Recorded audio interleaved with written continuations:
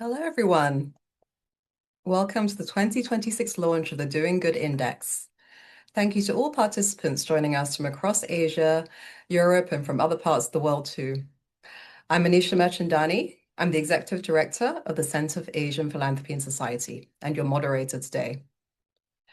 For those of you that don't know us, CAPS is a research and advisory organization that works across more than 17 economies in Asia, and our mission is to maximize private capital for public good. That's why we produce the Doing Good Index, our flagship policy research, to look closely at the enabling environment for deploying private capital to doing good in the region. We're so proud to launch this year's 5th edition today. You can download the full report now on our website at caps.org and also explore the data on our microsite. Today, my colleagues who led the research, Dr. Annelotte Walsh and Kithmina Hewage, will share the findings of the Doing Good Index 2026, and I will moderate a Q&A at the end. You can submit your questions through the Zoom chat function, and we'll do our very best to answer them in the time we have together. But first of all, I'm going to introduce you to our CEO and co-founder, Dr. Ruth Shapiro, to say a few words of welcome. Ruth, the Zoom is yours.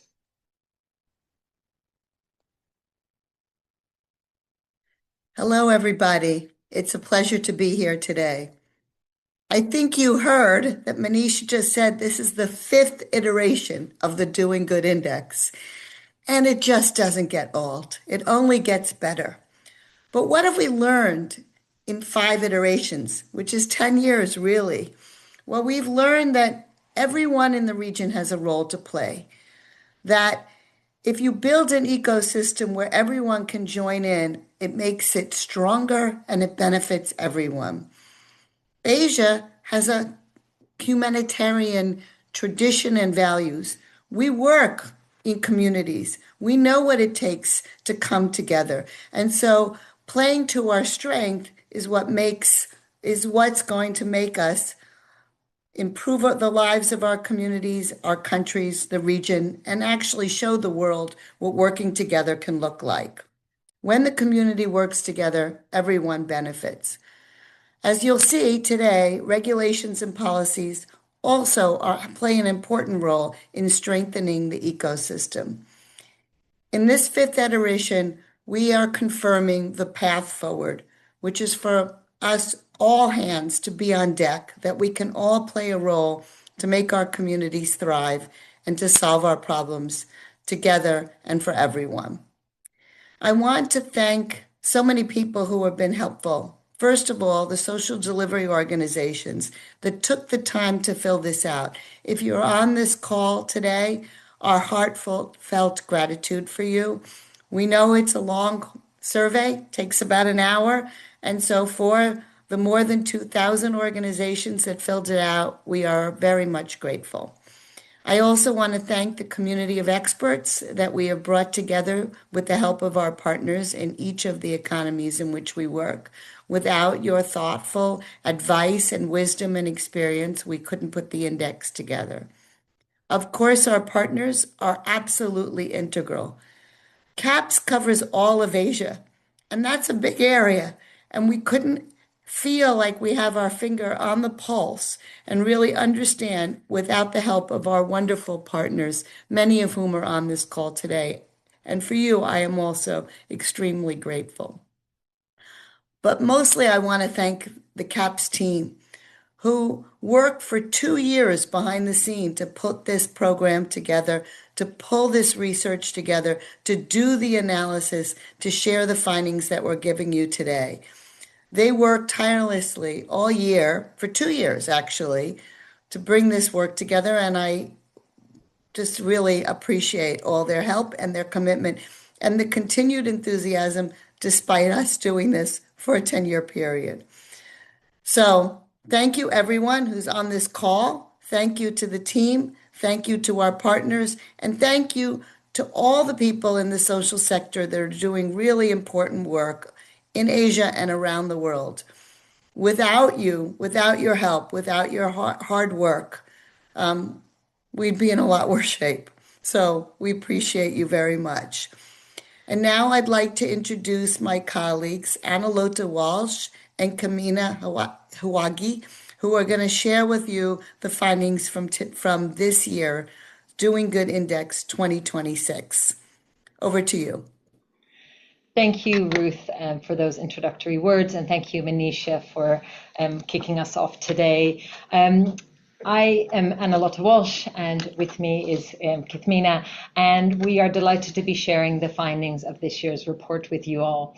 I wanted to start off saying some words of thanks, but Ruth has already done so. But I would just very briefly like to echo that and just say thank you to the team, many of who are working behind the scenes here today, as well as everyone who has been involved in this labor of love over the past 2 years. So really, there's a lot of thanks for all of the work that everyone has put into this today. So, there we go. Let me briefly walk you through today's session. I'm going to start off, I'm going to give a little bit of context and background about what is happening in the region and why this report is so important at this point in time. I will also talk a bit more about what the Doing Good Index is and share the index performance. I will then pass over to Kithmina, who will share the key findings. And finally, I will talk a little bit more about how Asia can do better. We will finish off a Q&A, and we encourage you all to type in any questions you may have into the chat box, and hopefully we'll have a chance to get through them at the end of the session. So let's begin with the reality facing social sectors in Asia today. Against a backdrop of aging populations, climate change, growing inequality, age-related pressures, social sectors in Asia are experiencing a rise in demand for social services. 60% of organizations that we surveyed report increased demand for their products and services. Yet at the same time, 31% of those organizations reported a decline in donor numbers, and 73% indicated that they struggled to recruit and retain staff. So at precisely the moment when social sector organizations are being asked to do more, they are actually finding themselves with less resources and less capacity to do so. So this creates a fundamental question. How do we ensure that the sector has the support it needs to address social needs? And that is what the Doing Good Index looks at. Now, before I go on to the next slide, I want to just explain a term that you will see on the screen, and that is SDO. It stands for Social Delivery Organization. And we use that term because many of the other terms that are often used just do not really fit in Asia. Nonprofit organizations doesn't fit because many organizations that we survey do have a for-profit income stream. Non-government organization also doesn't quite fit, right? Because many organizations in Asia are government affiliated. And so we use this term SDO, Social Delivery Organizations, which encompasses a broad range of organizations, charities, nonprofits, INGOs, gongos, social enterprises, you name it. So just to help understand what you are seeing on the screen. The good news is that there is a lot of potential in Asia. There is no shortage of resources. The 21st century has sometimes been dubbed the Asian century, and there is a lot of evidence to support that. There are more billionaires in China than ever before. The number of ultra-high net worth individuals, those worth more than $30 million US, has increased by 38% across the region. And overall wealth across the region is also increasing, with more than half of Asia's population now belonging to the middle class or above. Moreover, generosity and a sense of giving back to one's family and community is deeply rooted in most Asian cultures. So the potential really is there. If giving in Asia would match giving in the US, which is 2% of GDP, there is the potential of unleashing $753 billion US. And to give a bit of context, that is about 15 times the amount of overseas development assistance that is currently flowing into Asia. So the challenge is not the lack of capital, nor is it the willingness to give. The question is, how can we ensure that the resources that are available flow to where they are needed the most? And this is exactly what CAPS set out to do when we started the Doing Good Index about 10 years ago. We wanted to answer the question, what creates an environment where private capital can be mobilized for social good? And as we have learned, and as we will find out today in the rest of the slides, it's not just a single policy or a single practice that creates that. So some of you may already be familiar with the Doing Good Index, but let me just give a little bit of background about what it is that we're actually measuring. The Doing Good Index measures the infrastructure for giving. So rather than measuring the actual generosity or the amount that people give, we look at the conditions that enable or hinder giving. And the index looks across 4 interdependent pillars. Regulations is really about how organizations can operate effectively and smoothly. Tax and fiscal policy that looks at the availability of tax incentives to encourage giving. Ecosystem, the broader societal and institutional support for giving, and public procurement, the ability and opportunity for social sector organizations to access government procurement opportunities. So those are the pillars of the actual Doing Good Index. But in addition to that, when we send out our survey, we also collect data on some other areas as well as and conduct analysis on that. Each year we have a theme, and this year this was the Sustainable Development Goals and the role in the social sectors in Asia. We asked the organizations about funding to understand funding trends towards the sector. And we also asked around technology and the use and incorporation of technology into the sector. This year we also have included a special profile on Mongolia as a potential stepping stone for inclusion in the Doing Good Index in 2028. So together, those components help us understand not simply whether policies exist, but whether they can create an environment where doing good is possible. And one of the strongest themes that emerged from this year's report is that alignment really matters. We have seen many examples of progress, of really exciting and great initiatives and policies and regulations, and many economies have made improvements over the years across various indicators. Tax incentives are widely available in the region. Regulations are generally made available. Public procurement opportunities are open for SDOs, and people are interested in working for the sector. Yet organizations continue to struggle. So why is that the case? Well, tax incentives lose their value if they are difficult to claim or if people just don't know about them. Regulations become barriers if they are difficult to understand or if they place undue burden on the operation on small organizations. And an interest in a social career means very little if the compensation or the career paths are just inadequate. So the key message that we are really seeing is that the whole is really greater than the sum of its parts, and it really is all about how it works together. This year, as in previous 2 iterations, the Doing Good Index covers 17 economies, and we collect data from 2 sources. We survey SDOs, over 2,000 across these 17 economies, and for every one of you who have filled that out and are on this call today, again, thank you.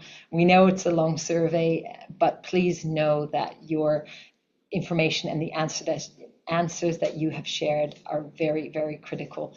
And we could not be doing this work without your time and commitment to completing the survey.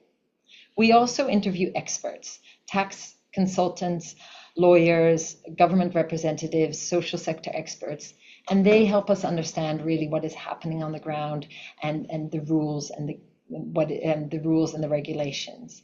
And so together, these 2 data sources really help us understand and create a really robust data set that helps calculate our index. So with that in mind, let us move to the index performance. Oh, Oh, sorry.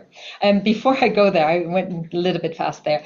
I just want to remind everyone of two things. One is we divide, so the index calculated is a complex calculation that happens on the back end. If you're interested in that methodology, please go to the methodology section.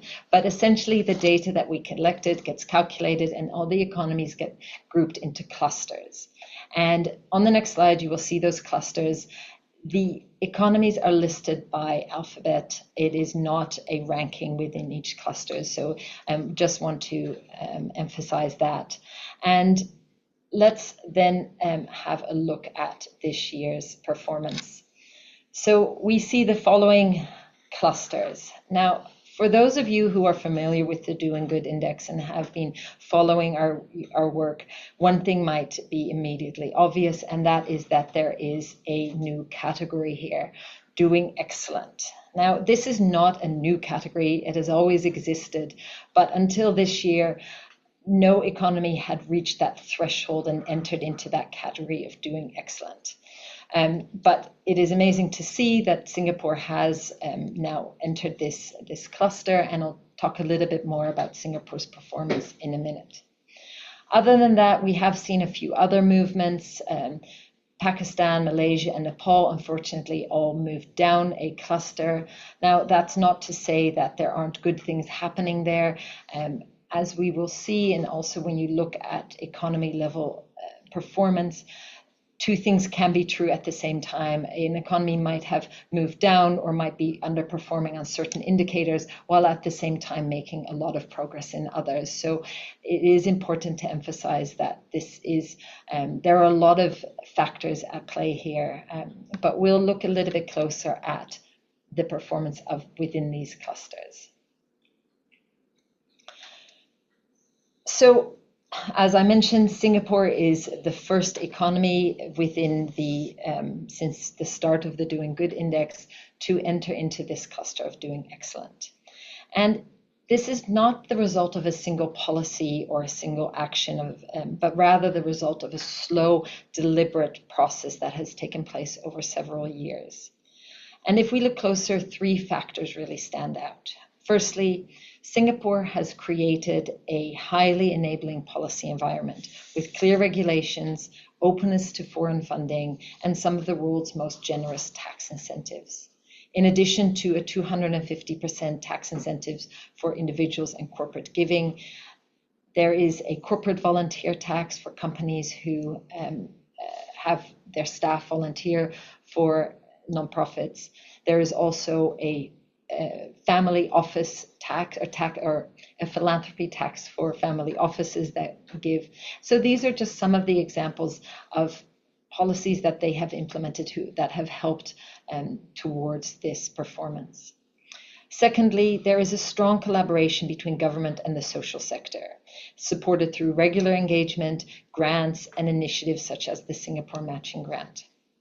And finally, institutions and initiatives such as NVPC, Singapore's Giving Week, these are just all examples of actively promoting volunteering and philanthropy, which helps in turn create this culture of giving and a stronger sense of philanthropy. Now, some of you might be thinking Singapore is a small city-state, so it's much easier to implement these things and to have that close engagement with government.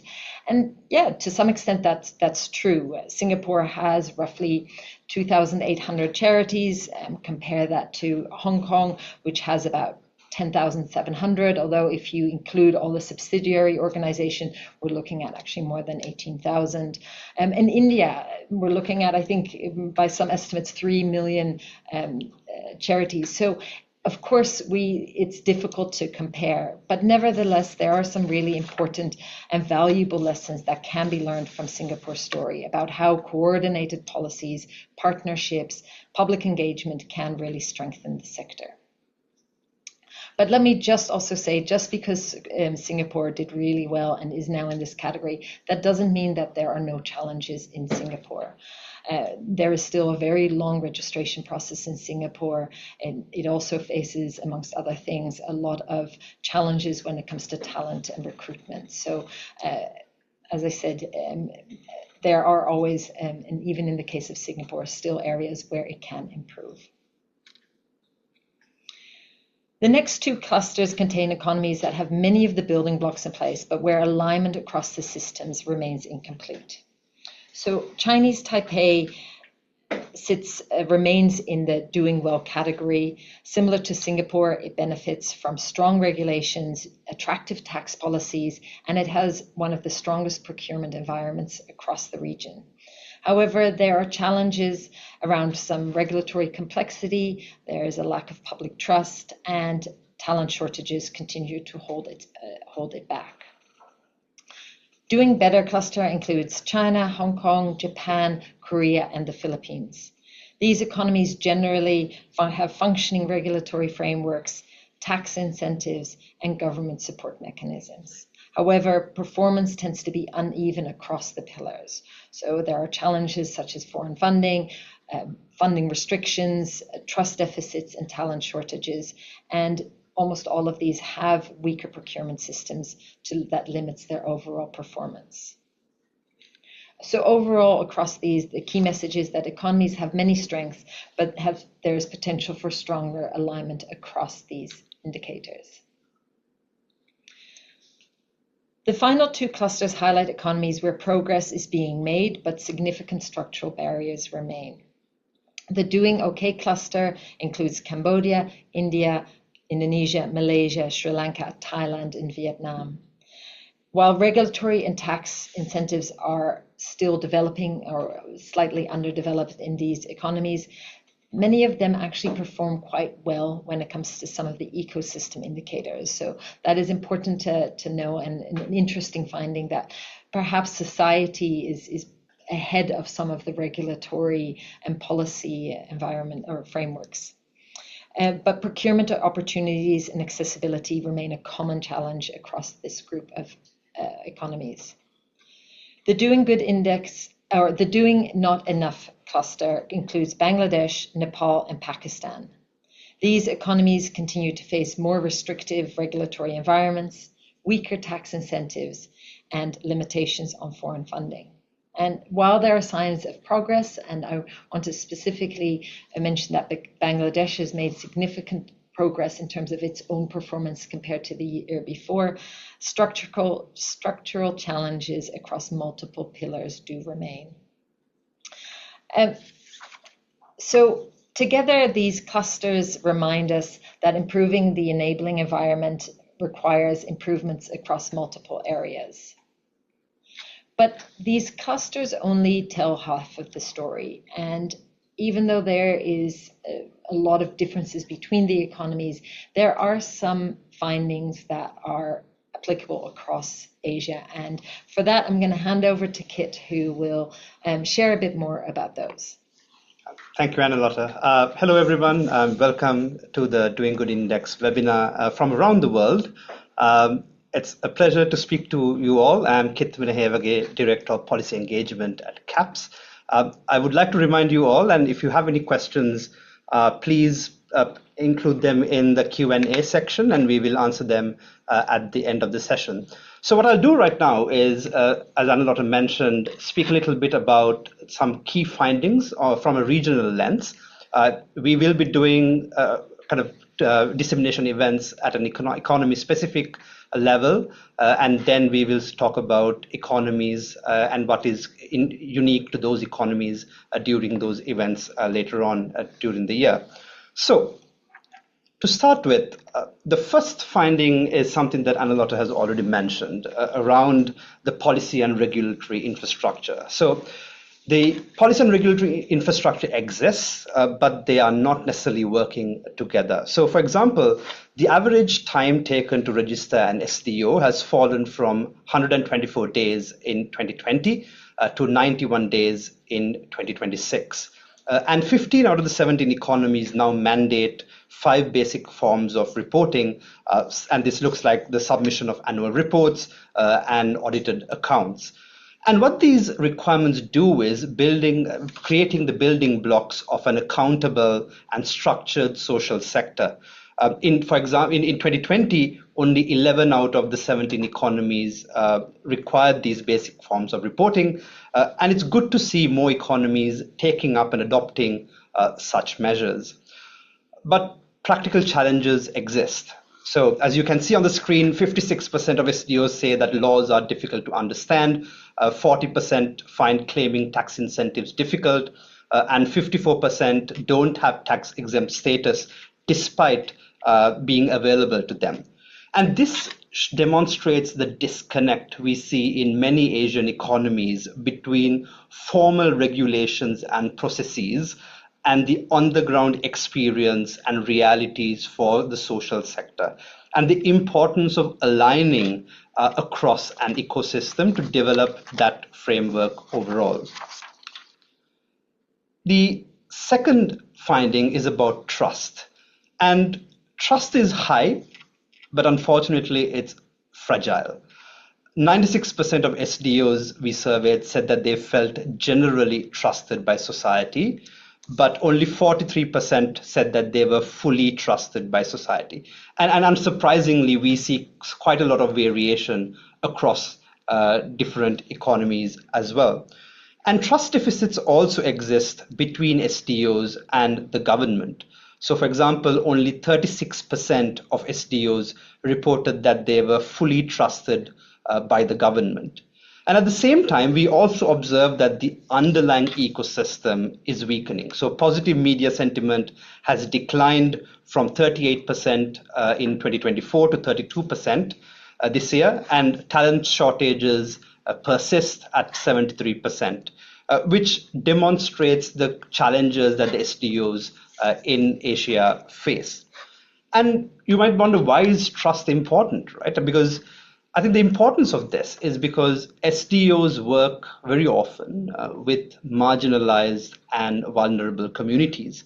And trust is then essential to make sure that they can serve these communities and also to operate in often challenging political and economic situations. So that broad-based trust is important across stakeholders, whether it's the corporate sector, the government, or broader society as a whole. So, I mean, Ruth often says this, that the social sector is guilty until proven innocent. So that places this higher burden on the social sector overall, and that is why trust is important, and that is why we need to create that ecosystem of within across the board. The third finding is around funding, and like trust, the funding base is also quite fragile. So although there's a high reliance on domestic funding sources, so 78% of surveys, SDOs, although funding sources, the reliance on domestic funding sources is high, 78% of the surveyed SDOs said that the level of domestic funding is low. And in fact, 81% said that it was difficult to access unrestricted funding from domestic sources. And meanwhile, 57% of SDOs receive corporate funding, but it accounts only for 15% of an SDO's budget. So this showcases the potential to leverage corporate philanthropy and corporate funding more within the Asian social sector. And on the other end of the spectrum, while on average the proportion of foreign funding in an SDO's budget may seem low, foreign funding remains critical for several economies in Asia, particularly low middle income economies. So, for example, in Bangladesh, Cambodia, Indonesia, Nepal, and Sri Lanka, foreign funding on average accounts for more than 50% of an SDO's budget. So this dynamic is especially important with the recent and continuing foreign aid cuts, and then the social sector necessitating a restructure and responding to that, and particularly finding more domestic sources of funding. So before I move on, I would love to hear your opinion from the audience. So we have quite a global audience and a large audience here today, so I'm sure we'll get a global response here. We are going to have a poll soon, and so I would love to know, what do you think is the biggest constraint to social sector funding in your economy? So on your screen now, a poll should pop up. Okay, there we go. So I'll give you a few minutes to respond. And yeah, please respond. Oh, excellent. We're getting a lot of responses across the board.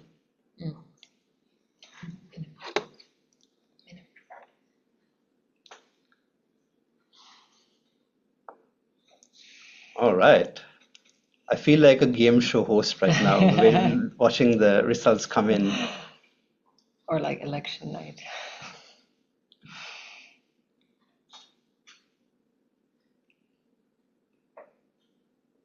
Okay, so clearly there is broad support, and I think the response is mostly around a lack of flexible funding, but the other options are also getting quite a lot of votes.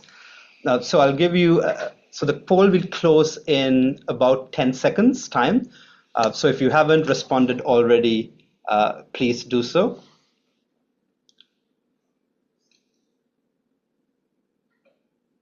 And you should see the results shortly.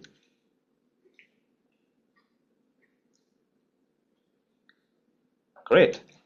So clearly, wait, let me get my maths brain out. Okay, so the lack of flexible funding is the most voted option, and I think that speaks to something that we also observe. Regulatory barriers also a fact, and we would love to explore more about what these regulatory barriers look like during our economy-specific dissemination events, and the lack of trust and limited fundraising capacity. And this all kind of speaks to some of the things that we find in our research as well. So let me move on to the next finding. There we go. Around talent. And talent is a major constraint to the social sector, and this shouldn't come as a surprise to many of you working in the social sector in Asia. So a significant number of SDOs said that they found it difficult to recruit talent, and a shortage of operational funding was a contributing factor towards this. And in addition to receiving unrestricted funding, SDOs struggle to regularly receive funding for capacity building. And our research shows a few contributing factors. One is the persisting perception that nonprofit staff should earn less than their for-profit counterparts. And also, with a lack of donor support for competitive salaries and capacity building, this perception that, things like bonuses for performance-based bonuses and other such incentive structures should not be included within the social sector. And this creates an kind of a barrier towards attracting good talent into the social sector. And social sector workers often get doubly penalized. So not only do they often have to take a salary cut, but they also have limited opportunities for skills development and capacity building with their career progression. And next, so as some of you may know, during the Doing Good Index each year, we focus on a specific section. We highlight on a specific section. And as Annelotte mentioned, this year, we focused on the Sustainable Development Goals. Partly because I think particularly in a post-COVID world and with the goals, the target of 2030 coming up, there has been a lot of conversations around the viability of achieving these goals by 2030, and also whether the practicality of the goals overall. And what we found is that the SDGs do provide a shared language for collaboration. So, for example, we found that SDOs in Asia use the SDGs as a common language to collaborate not just with each other, with other SDOs, but also with the corporate sector and governments. And vast majority of them use the SDGs in their work. And importantly, they see that ESG and SDGs are complementary, and in aligning kind of the corporate vocabulary and the discourse with the social sector's goals and operations overall. So this is actually quite a positive potential opportunity in terms of framing alignment across governments, corporates, and SDOs. And finally, I want to touch on the use of technology in the Asian social sector. So we've seen an increase in technology use in daily operations in the region. But unfortunately, that also means that there are increased vulnerabilities. So for example, 48% of SDOs say that they do not have a cybersecurity strategy. So, as I mentioned earlier, given that the social sector works with marginalized and vulnerable populations, the consequences of data breaches could be catastrophic with the increased use of online platforms and tools. And such an event would also erode the already fragile level of trust that the social sector has with society. So it's vitally important that we create the right infrastructure around technology use and invest in the capacities of social delivery organizations. And this speaks to a common thread that we've noted in this presentation, which is the lack of operational funding. Without adequate operational funding, SDOs are unable to invest in digital infrastructure with adequate safeguards and train their staff sufficiently with regards to the skills, but also the tools that are available to them. And we also asked SDOs about their use of AI. And the three most common ways that they use AI is for communications, administration use, and research and analysis. And if you think about kind of the pyramid of complexity of using AI tools, these tend to be at the bottom in terms of the most basic tools and basic uses of AI, demonstrating that there is potential for more AI use and more complex use of AI in the operations of SDOs in Asia. And in fact, CAPS is working on a new study about AI for good in Asia right now. So stay tuned for that report release later this year. So I know this may have sounded a bit pessimistic, but I want to end on a slightly more optimistic and forward-looking note. So let's have one more poll and hear your opinion on if you could change one thing to strengthen Asia's social sectors, what would it be? So you'll see the poll coming up again. So yes, please respond on the poll.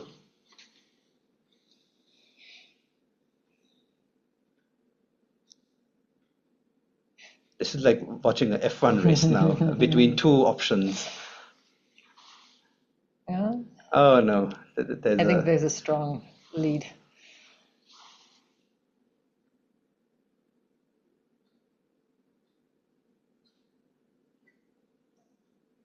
Great, we're getting some great responses. Thank you very much. So we'll end the poll in about 10 seconds, and then we'll see the answers.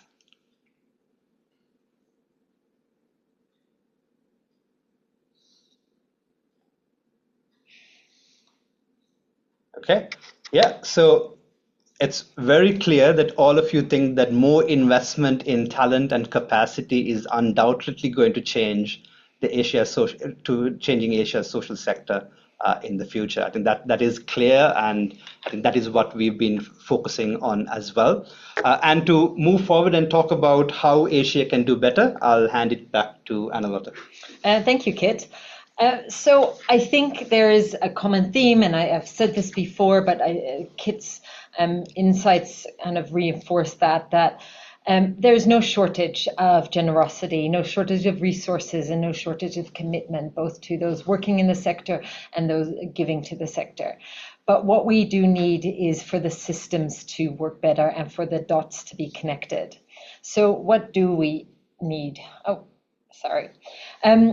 I want to just focus on three areas. Now, the first is what Kit described already at the beginning, that implementation gap. Just because regulations exist on paper, if they're not usable or known, and there's not much utility to them. What does that mean? Well, mostly there are still a lot of regulatory complexities, especially when it comes to establishing SDOs. Many organizations have to jump through many, many hoops, deal with many different oversight systems. Certain economies have different systems for different types of organizations. There is, for receiving overseas funding, organizations often have to get clearances from multiple different organizations. So simplifying that, making it easier for organizations to establish and to operate, and to make these rules known and to make that easier. It's also about simplifying tax incentives. Now, I know that in many Asian economies, taxes are relatively low, and so they may not be as much of an incentive for giving as they might be in other parts of the world, but they still play a very important signaling task. It shows that governments think that giving to charity is a good thing and that they encourage you to do so. But they should be simple to understand. I have now been involved with the Doing Good Index for quite a number of years, and in each year we dive into the tax incentives for each of the economies and we talk to experts, and it blows my mind away how complex these rules are, and how actually even the tax experts within the economies often don't understand them. There is a real opportunity to make those clearer. So again, these seem to be fairly low-hanging fruits that can be addressed.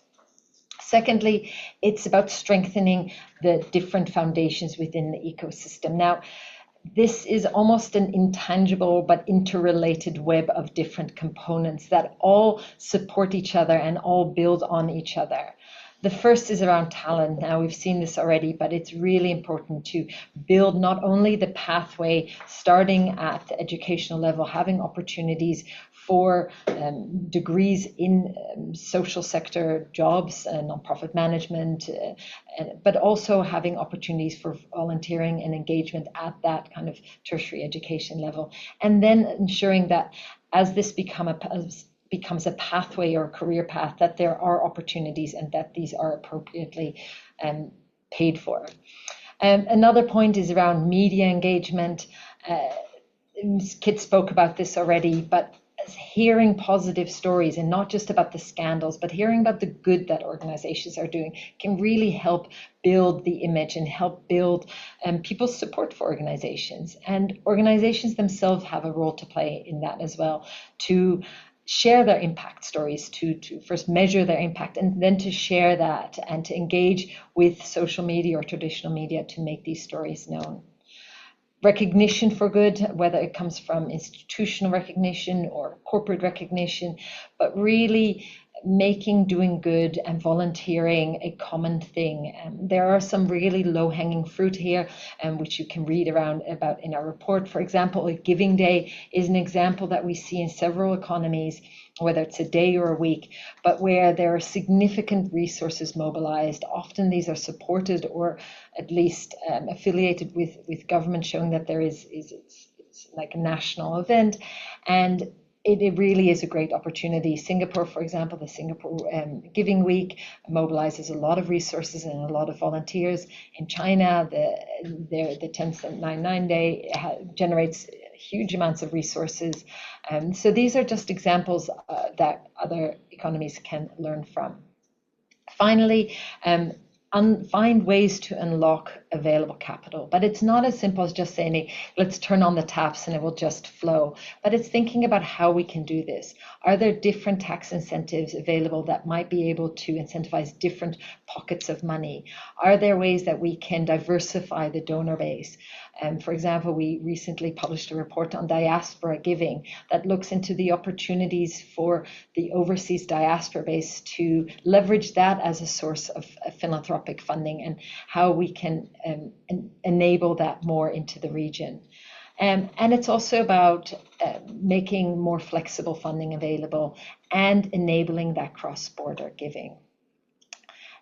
Ultimately, of course, a lot of these things do involve government, regulatory changes, but it's not just the responsibility of government. It really is the responsibility of many different actors.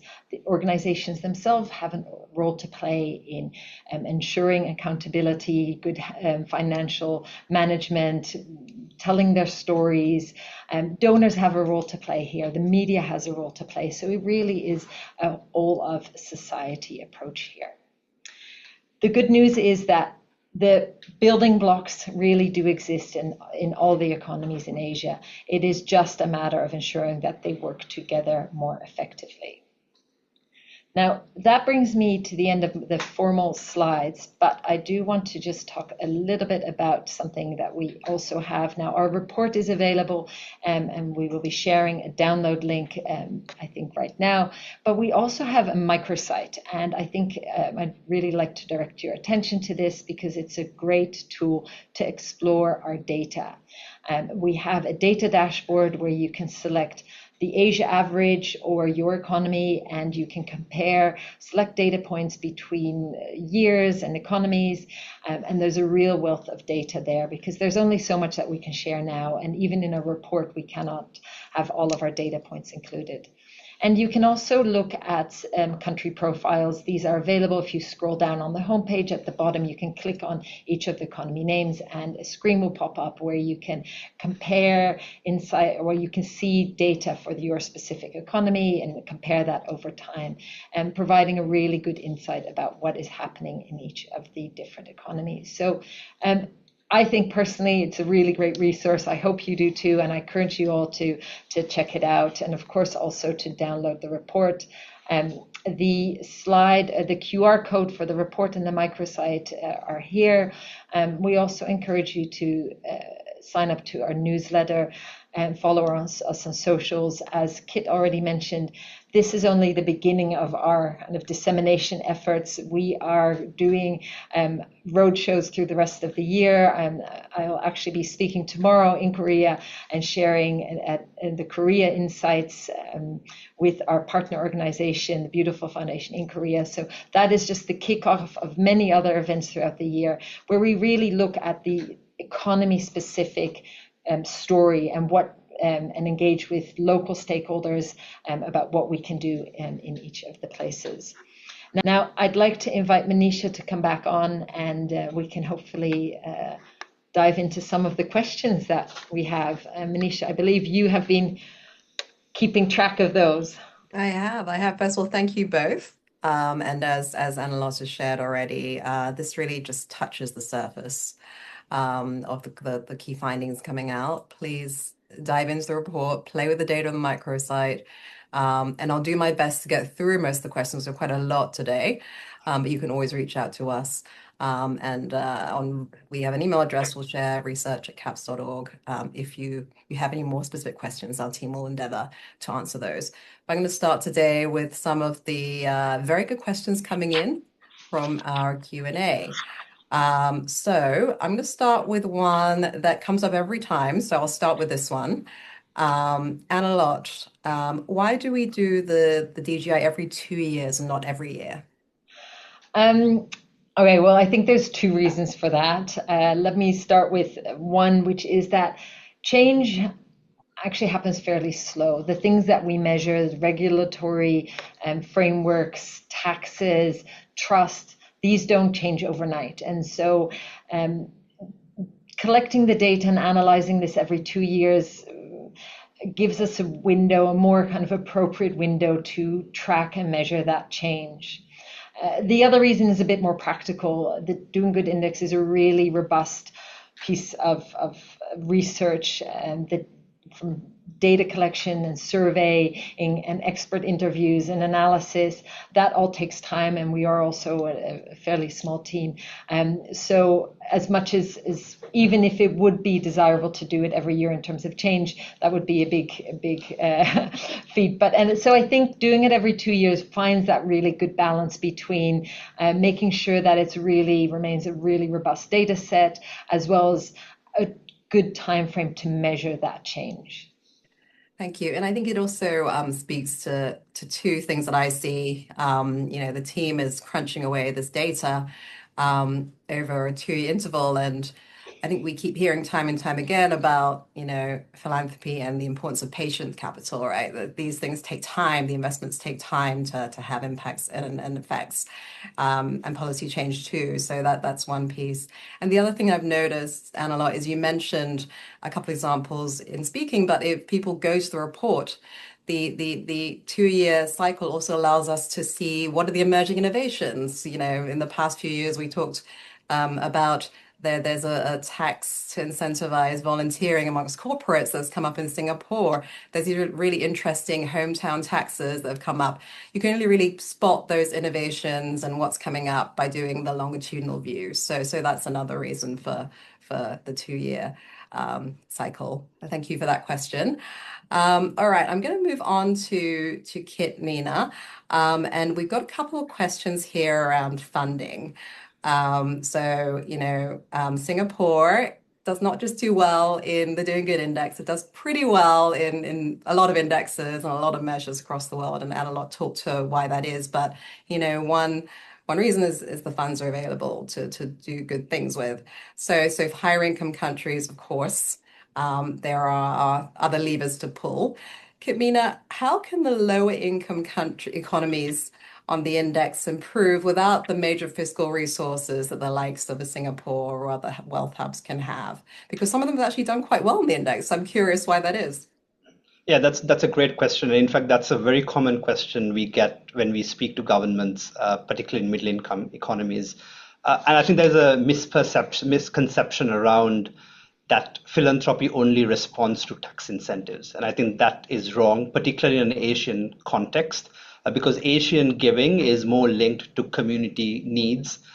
These are businessmen and community leaders who want to deploy their philanthropic capital, and therefore they're responding to community needs, whether that's about a community where their businesses are, where they have kind of roots in because that's where they grew up in, or that's where they kind of live in. And I think as a result, when it comes to philanthropic donations from an Asian perspective, it's a lot more community-based and relationship-based instead of necessarily responding to tax incentives. As Annelotte mentioned, tax incentives are important as a signaling function, but it's not necessary that developing economies have to sacrifice tax income to promote more philanthropic giving. So what is needed instead is to create the right frameworks and facilitate an ecosystem of giving. So that means creating regulations that are easy to understand, creating regulations where it's easy to give, because sometimes you have to go through like multiple layers of approvals just to give a donation. And similarly, from an SDO's perspective, they have to go through multiple layers of permissions and licenses to receive donations. And this all adds up in terms of costs, both financial as well as time and effort, right? So I think it's more about creating that facilitative ecosystem for corporates, for individual philanthropists, as well as casual donors and the social sector more broadly to be able to interact with each other and for that funding to flow amongst them. Thank you, Keith. And I think that's a really important point. I think I mentioned up top this idea of deploying private capital, right? But there is a chain that needs to be given. It needs to be sort of flow through the sort of implementation agency, be it an SDO, so or other, and then it needs to be deployed into the field. So it is this. There's many sort of pieces of that chain at which even lower income economies or middle income economies, it's not a matter of how much capital you have. There are levers to pull and low hanging fruits, as Annelotte pointed out before. Back to you, Annelotte. I was actually a little surprised at the poll results earlier. I thought people would immediately pick, we need more funding to do the good things, but no, we're talking about talent and capacity, and I think Kit already teased this before, and I'm gonna probably get in trouble for teasing this again, but it may or may not be one of the findings around our research, impending research on AI for good. Do we have the talent? Do we have the capacity to do this? Annelotte, what's the biggest factor, as you see, behind the talent shortage in the social sector today? What's going on here? Yeah, it's a good question, and I think it's coming back over and over again, not that just this year, but in the past few iterations, and in many of the presentations in different economies, this has come up as one of the pressing issues. The problem is not people. There is not a lack of people willing to work. In most economies, that's the case. It is much more a money problem than a people problem. It is, as Kit was saying, there is oftentimes the organizations receive money that is programmatic funding that is tied to projects with a limited amount that can be spent on administrative overheads, which does not give them a lot of flexibility and operational funds to invest in the people that they need, to attract the talent they need. In the for-profit sector, high salaries and bonuses in order to attract big talent is the norm. The moment that happens in the social sector, everyone frowns and starts questioning, but why should they be being paid so much? And organizations get penalized for that. But it's not just about salaries. I mean, Kit alluded to that already. It's also about once they're hired, the ability to retain people, to upskill, to reskill, to train, to provide leadership training. Organizations just really suffer from a lack of resources to be able to provide for that. And this is not a new thing, but it's also, I think, the interesting thing that this cuts across almost all economies in Asia. In economies that have more INGOs, so foreign organizations, internationally funded organizations, it tends to be a little bit different. These are often or countries with a lot of UN organizations that do tend to pay a little bit better. So there it tends to sometimes be a little bit different. But in those countries, you have the problem that if the UN is paying very high salaries, the local NGOs just cannot match that, and they cannot get the talented people because they're going to other organizations. So it really is a matter about making sure that funders understand that organizations really do need to have flexible funding and operational funding to support the people they need to support. I don't know, Kit, if you have any thoughts, but I also think about, we hear and there's evidence of, younger people entering the workforce who, very purpose driven, and there's a need in the social sector for talent. And, I think it's perhaps one of the open questions or the role of philanthropy or others to think about how do we make this work? And as you said, a lot flexible funding could be one of the keys to this. All right. Next question is some interesting questions about technology, but I'm going to focus on the hot. I think it was the some dictionary's word of the year, AI. So we've got to talk about it. Kit, tell me, what, if anything, does the DGI this year tell us about the impact of AI for good on the social sector? Well, I don't want to steal the thunder from my colleagues who are coming up with a report in a couple of months. But I think what the DGI shows is that AI is being used and it is used on a day-to-day operational level.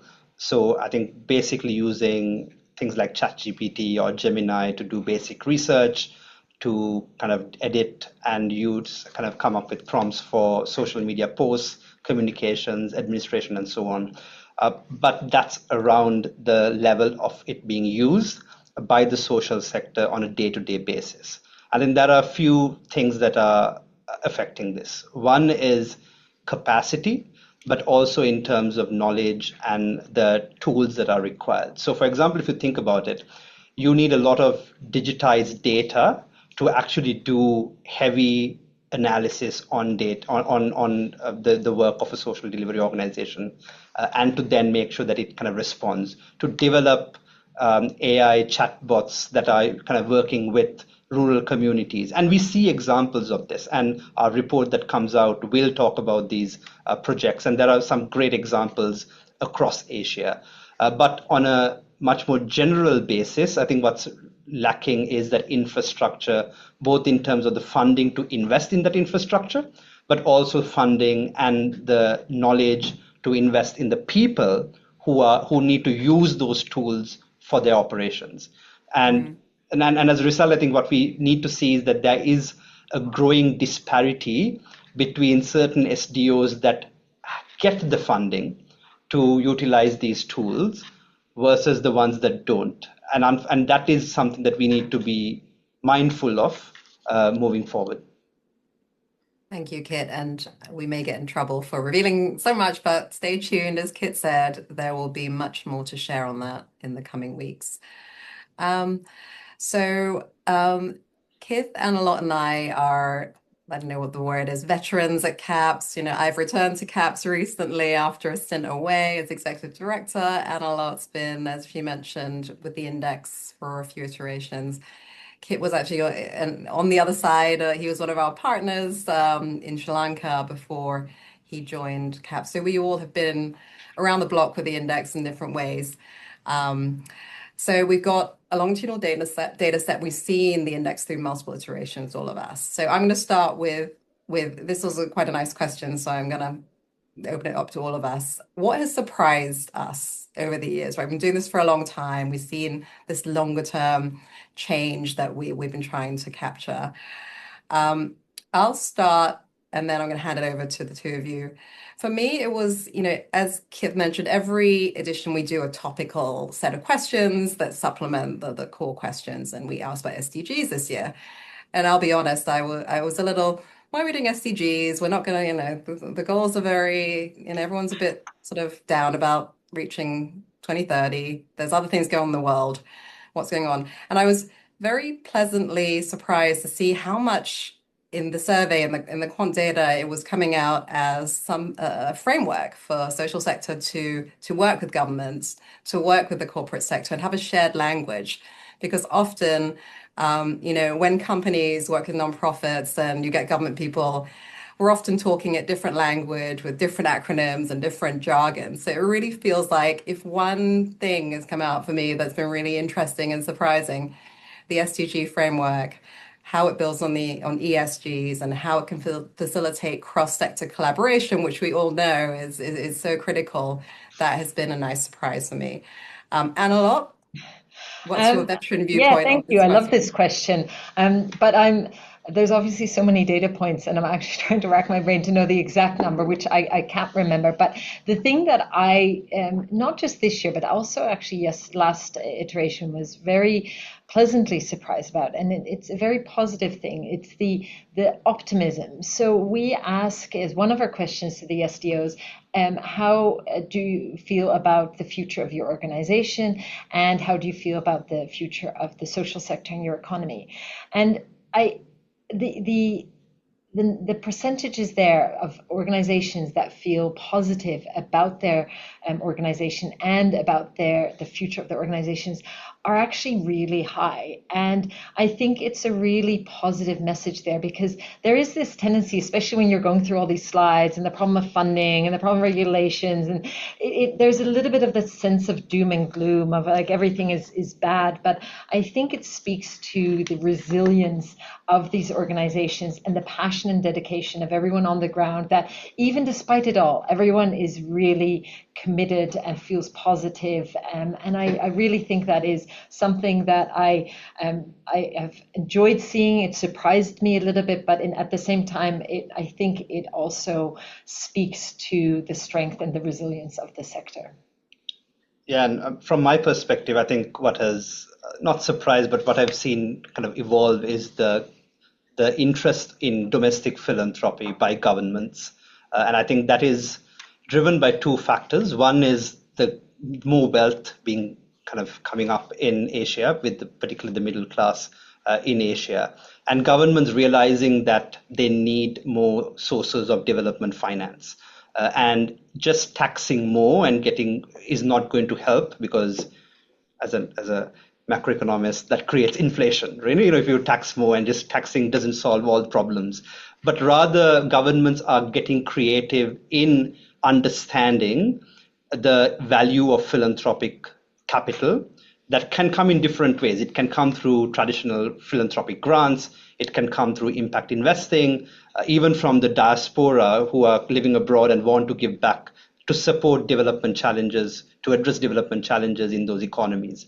So I think that is a there's a lot more interest by Asian governments in leveraging domestic philanthropy and sources of domestic philanthropy towards development finance. And I think this has somewhat been accelerated by foreign aid cuts, recent foreign aid cuts, which has meant that then governments have to move ahead and figure out alternatives, because Asia still has significant development challenges, from access to education and healthcare to climate change and responding to natural disasters. So the challenges have not gone away, and governments need development finance. And I think they are recognizing that philanthropy can be an important source. Thank you, Kit. And one of the questions is around, the extent to which governments engage with the index, and that is definitely one of the goals. This was created. It's a tool for everyone, for governments to look and see what levers can be pulled, for the social sector to sort of share with others about ways to optimize their private capital, and for philanthropists and funders too to understand ways they can give strategically. So I wanted to just flag that as that question. And Manisha, maybe if I can just jump in, we have engaged a lot with, and in fact, actually, Kit, as our Director of Policy Engagement, is one of the people who engages directly with many of the governments. And as part of that kind of next phase, where we really go out and really look at the economy level outcomes, together with our partners, we identify opportunities to engage with government that obviously differs for different economies. But we have, over the past few years, engaged in multiple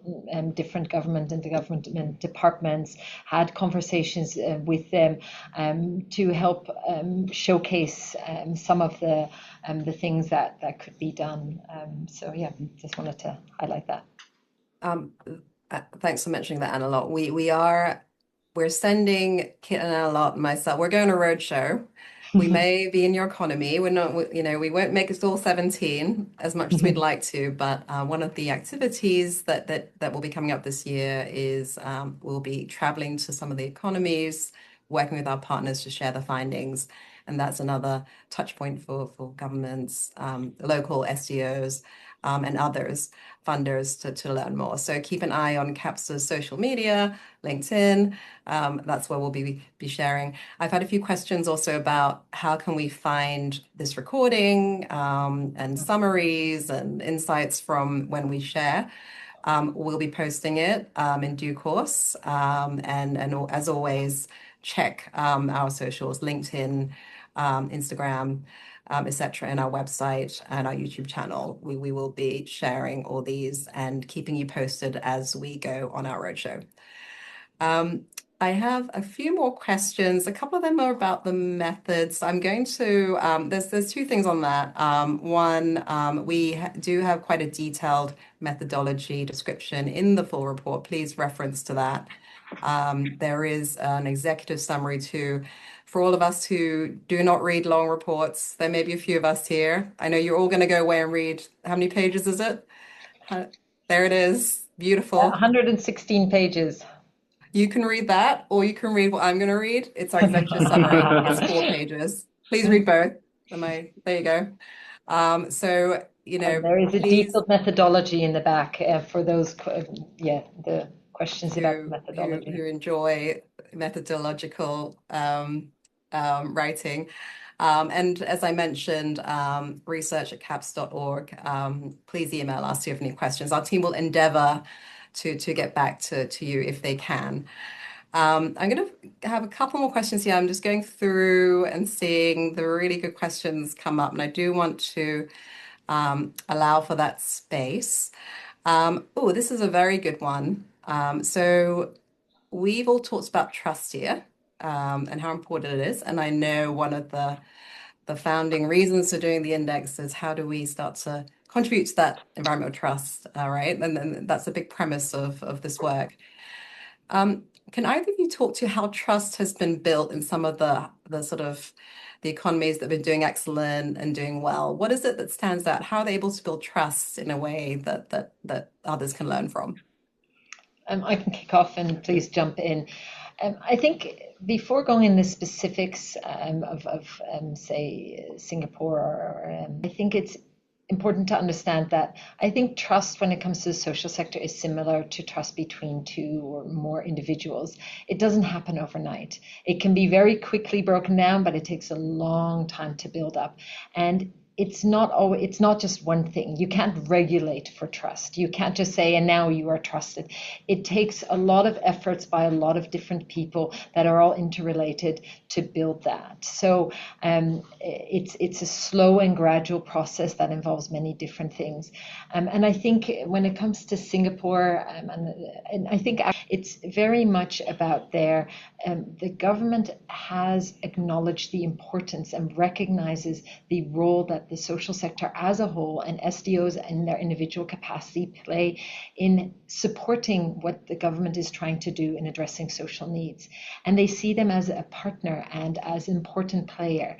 And as a result, they are engaging with them, they are listening to them, they're supporting them through various policies. It doesn't mean everything is perfect, and there might still be problems along the way, but that relationship of understanding and, in a way, I guess, respect is an important piece of that puzzle, because it shows that it signals to other stakeholders, companies and philanthropists and donors that is the government supports it, and therefore they should also, it's encouraged to support it. So it's a really important kind of that mutual relationship, I think, is really important. Other parts, as I said, the media, I think, is really important, how it is reported about to the general public, how people engage with it. And then I think the other important part is, I really think volunteering is really important here, because when people go out and actually engage with organizations and see them operate on the ground and the important work that they're doing and the dedication of the people, they get exposed to this, and it fosters this sense of wanting to contribute and support that. And so I think fostering volunteering opportunities for companies as well as the general public is an important other part of that puzzle. I think just to add to that, I think what is different in Singapore and Chinese Taipei is that the social sector has been socialized, in terms of day-to-day activities, whether it's corporate engagement, philanthropic activity, and corporate volunteerism is kind of part and parcel of their overall business thinking.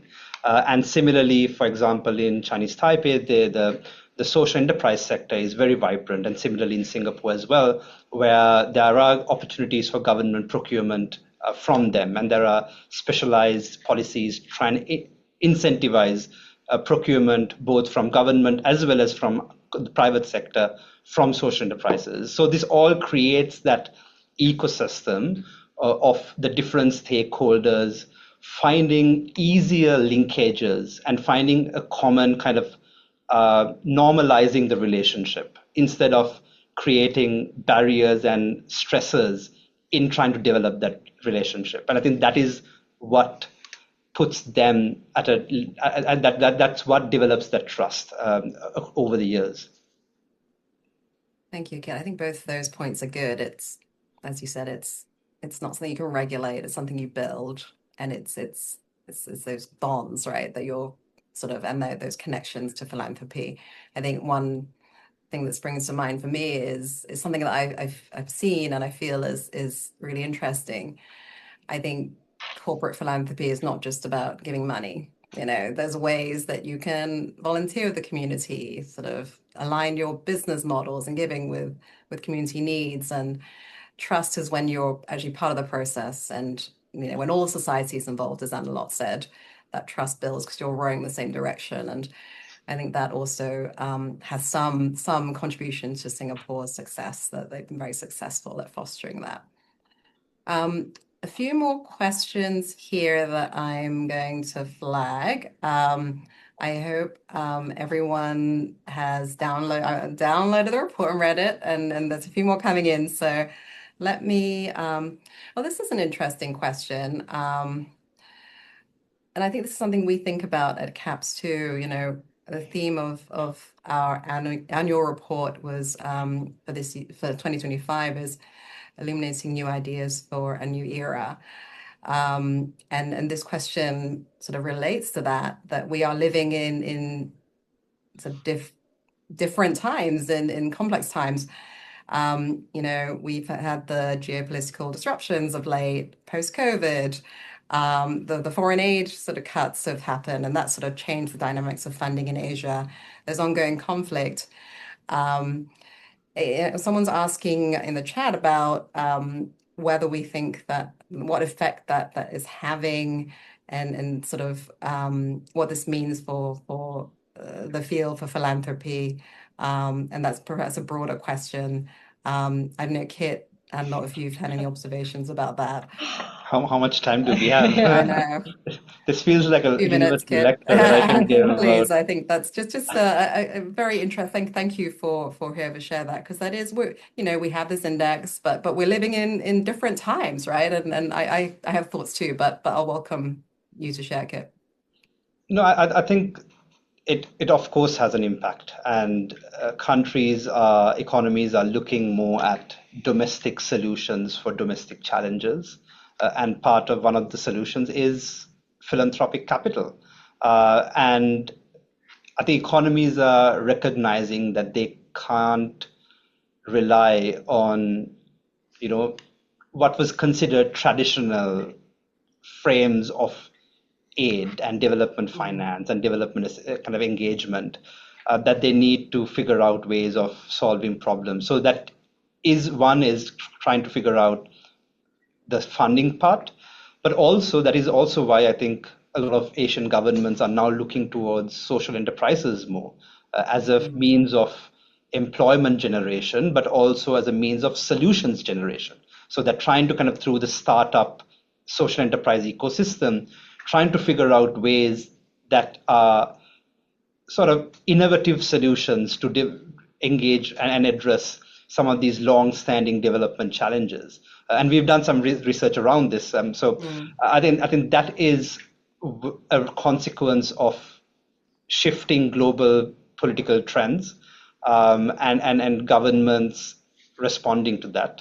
And also, I think domestically, companies and individuals who can give are recognizing that there is a need for them to step up. And that is also a factor, because it's very clear that there is a need and there is a potential of providing for it. It's just a matter of then matching those two sectors.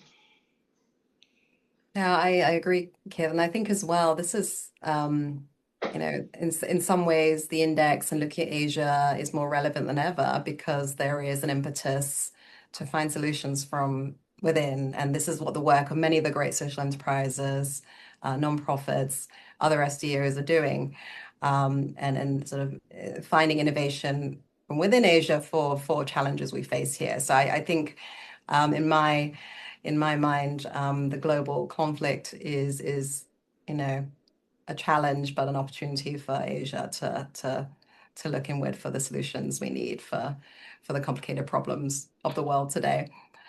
I think with that, a few questions about methodology again. Please again reference that the Doing Good Index, the full report, the methodologies at the back. There's data to play with. In the microsite, there's an executive summary for you to share around for people who don't read long reports, although we all will, I'm sure. And hopefully we'll be coming to you soon. There's a couple of questions around whether we're hosting events locally. We will be sure to keep you posted on that. And also our great partners. Thank you all. I see a couple of you joining us today. These are our on-the-ground partners who help us.